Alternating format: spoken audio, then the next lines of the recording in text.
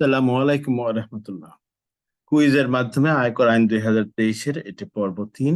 এই পর্বে আমরা ভাড়া, আয় হতে সুদ বাবদ খরচ বিয়োজন ধারা 38-এর খ এবং গ এবং ভাড়া হতে মেরামত খরচ বাবদ ভাতা ধারা 38-এর ঘ বিশ্লেষণ করব।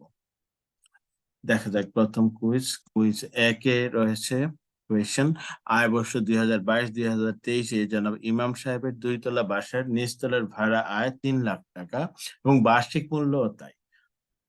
দ্বিতীয় তলায় তিনি নিজে বাস করেন, অর্থাৎ 2 তলা বাড়ি যার নিচতলা ভাড়া, উপরতলায় 2 তলায় তিনি নিজেই বাস করেন। তাহলে ভাড়া খাতে আয় ওনার 3 লক্ষ টাকা এবং বার্ষিক মূল্য অর্থাৎ মিউনিসিপ্যাল ভ্যালুও 3 লক্ষ টাকা। ওই আয় বর্ষে উক্ত বাড়ি তৈরিতে ঋণের উপর সুদ খরচ 28,000 টাকা। ওই বাড়ি তৈরিতে তিনি যে ঋণ নিয়েছিলেন সেই ঋণ বাবদ সুদের খরচ উক্ত বছরে 28,000 টাকা। যদি অন্য কোনো খরচ অনুমোদনযোগ্য না হয় তবে উক্ত আয় বর্ষে তার কর আরোপযোগ্য ভাড়া খাতে আয়গত। অন্য কোনো ধরনের খরচ যদি এখানে অনুমোদনযোগ্য না হয়, শুধু 28,000 টাকায় যদি এখানে খরচ হয়ে থাকে, সেই ক্ষেত্রে তার ভাড়া খাতে আয় কত হবে আমাদের জবাব দিতে হবে। তো ভাড়া খাতে মোট আয় 3 লক্ষ টাকা বিয়োগ সুদ 28,000-এর অর্ধেক 2/1 14,000 টাকা। তাহলে কর আরোপযোগ্য ভাড়া খাতে আয় হবে 2,86,000 টাকা। খতে বলা হচ্ছে ভাড়া খাতে মোট আয় 3 লক্ষ টাকা আর সুদ বাবদ বিয়োগ হবে অনুমোদনযোগ্য খরচ হিসেবে 28,000 টাকা। কর আরোপযোগ্য ভাড়া খাতে আয় হবে 2,72,000 টাকা। আমাদের আনসার করতে হবে কোনটি সঠিক। সঠিক আনসার হচ্ছে ক, ভাড়া খাতে মোট আয় 3 লক্ষ টাকা আর সুদ বাবদ খরচ মোট সুদের অর্ধেক 2/1 14,000 টাকা, 2,86,000 টাকা। কারণ অর্ধেক বাড়িতে তিনি নিজেই বাস করেন, অর্থাৎ 2 তলায়, আর নিচতলা ভাড়া। এই ক্ষেত্রে আইনের রেফারেন্স হচ্ছে ধারা 38-এর হতে বলা আছে ভাড়া হইতে প্রাপ্ত আয় পরিগণনার ক্ষেত্রে অনুমোদনযোগ্য বিয়োজন সমূহ। সেখানে খতে বলা আছে সম্পত্তি অর্জন, নির্মাণ, সংস্কার, নবনির্মাণ বা পুনর্নির্মাণের জন্য কোনো আর্থিক প্রতিষ্ঠান হইতে কোনো মূলধনী ঋণ গ্রহণ করা হইলে সেই ঋণের উপর পরিশোধিত সুদ বা মুনাফা বিয়োজনযোগ্য, অনুমোদনযোগ্য বিয়োজন হবে। তবে 39-এর 3-এ বলা আছে যে খরচ অনুমোদনের সীমাবদ্ধতায় সেখানে উপধারা 3-এ বলা হচ্ছে যেই ক্ষেত্রে কোনো সম্পত্তি আয় বর্ষের অংশ বিশেষের জন্য ভাড়া প্রদান করা হয় সেই ক্ষেত্রে ভাড়া প্রদান ক্ষেত্রে সময়ের আনুপাতিক হারে খরচ অনুমোদনযোগ্য। সম্পত্তির আংশিক ভাড়া প্রদানের ক্ষেত্রে আংশিক ভাড়ার বিপরীতে আনুপাতিক হারে খরচ অনুমোদনযোগ্য। যেহেতু উপধারা 2-এ বলা হচ্ছে সম্পত্তির আংশিক ভাড়া প্রদানের ক্ষেত্রে আংশিক ভাড়ার বিপরীতে আনুপাতিক হারে খরচ অনুমোদনযোগ্য, এই ক্ষেত্রে উনার বাড়ির অর্ধেকটা ভাড়া দেয়া হচ্ছে আর অর্ধেকটাতে তিনি নিজে থাকেন, সেহেতু আংশিক ভাড়ার উপরেই সেই অনুমোদনযোগ্য খরচ সেই সুদ খরচটা অনুমোদনযোগ্য হবে। তাহলে 2/1 অনুমোদনযোগ্য। প্রথম উত্তরটি সঠিক।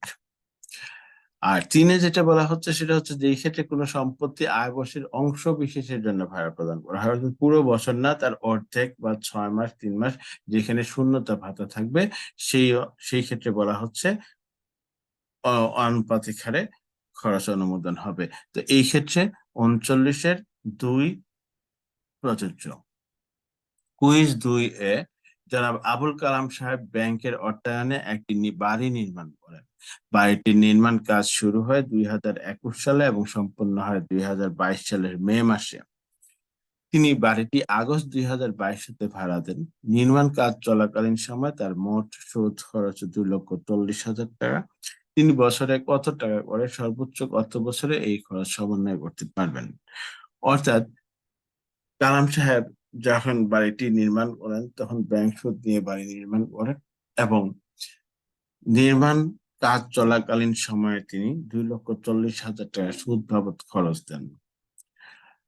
তো এই খরচ তিনি বছরে কত টাকা করে এবং সর্বোচ্চ কত বছরে আয়ের সাথে সমন্বয় করতে পারবেন? প্রথম অপশন হচ্ছে প্রতি কর বর্ষে 60,000 টাকা করে সর্বোচ্চ 4 বছরে। দ্বিতীয় অপশন হচ্ছে প্রতি কর বর্ষে 80,000 টাকা করে সর্বোচ্চ 3 বছরে। সঠিক উত্তর দিতে হবে। সঠিক উত্তর হচ্ছে খ, খ, প্রতি কর বর্ষে ৮০,০০০ টাকা করে সর্বোচ্চ ৩ বছরে। অর্থাৎ এই ধরনের সুদ খরচকে আইডিসিপি বলা হয়, ইন্টারেস্ট ডিউরিং কনস্ট্রাকশন পিরিয়ড।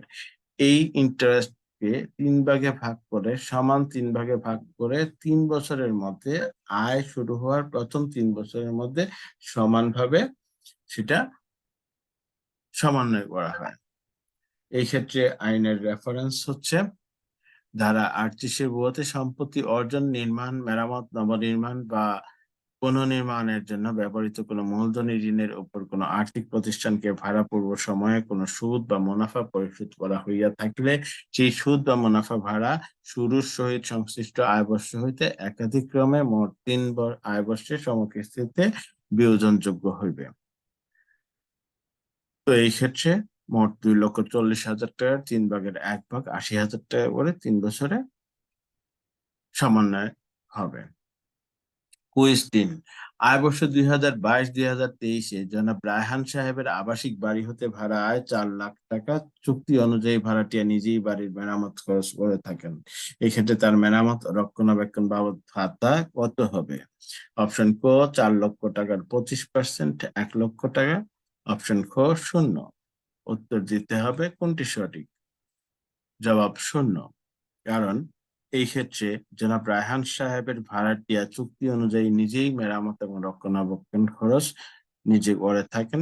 সেই ক্ষেত্রে বাড়িওয়ালা রক্ষণাবেক্ষণ এবং মেরামত বাবদ কোনো ভাতা পাবেন না। এই আইনের রেফারেন্সে আমরা বলতে পারি ধারা ৩৮-এর ঘতে বলা আছে মেরামত ভাড়া সংগ্রহ, পানি নিষ্কাশন, বিদ্যুৎ রক্ষণাবেক্ষণ ও বিভিন্ন মৌলিক সেবা সংক্রান্ত ব্যয়ের জন্য নিম্ন বর্ণিত সারণীতে উল্লেখিত অঙ্ক। অর্থাৎ এই ক্ষেত্রে বলা হচ্ছে কতটুকু উনি বিয়োজনযোগ্য খরচ হিসেবে অ্যালাওয়েবল। তো ক্রমিক নম্বর ১-এ বলা হচ্ছে বাণিজ্যিক কাজে ব্যবহৃত কোনো গৃহ সম্পত্তি হলে ৩০%, অবাণিজ্যিক উদ্দেশ্যে ব্যবহৃত হলে 25% এবং অন্যান্য সম্পত্তি হিসেবে প্রযোজ্য ক্ষেত্রে 10%। তো সাধারণত উনি এই ক্ষেত্রে যেহেতু অবাণিজ্যিক আবাসিক, সেহেতু 25% বিয়োজনযোগ্য মেরামত খরচ হিসেবে ভাতা প্রাপ্ত হইতে পারতেন। কিন্তু নিচে শর্ত দেয়া আছে, তবে শর্ত থাকে যে যেই ক্ষেত্রে ভাড়া গ্রহীতা সম্পত্তির ভাড়া পরিশোধের পাশাপাশি এই অনুচ্ছেদে বর্ণিত ব্যয়সমূহ বাবদ সার্ভিস চার্জ পরিশোধ করেন, সেই ক্ষেত্রে এই বিয়োজন প্রযোজ্য হইবে না। অর্থাৎ ভাড়াটিয়া নিজেই যদি তার মেরামত খরচ বহন করে থাকে, সার্ভিস চার্জের নামে হোক বা অন্য কোনো নামে হোক, সেই ক্ষেত্রে বাড়িওয়ালা তার ভাড়া আয় থেকে আর কোনো মেরামত খরচ বাবদ ভাতা পাবেন না। যেই কারণে এই কুইজ ৩-এর উত্তর হবে 0। ধন্যবাদ।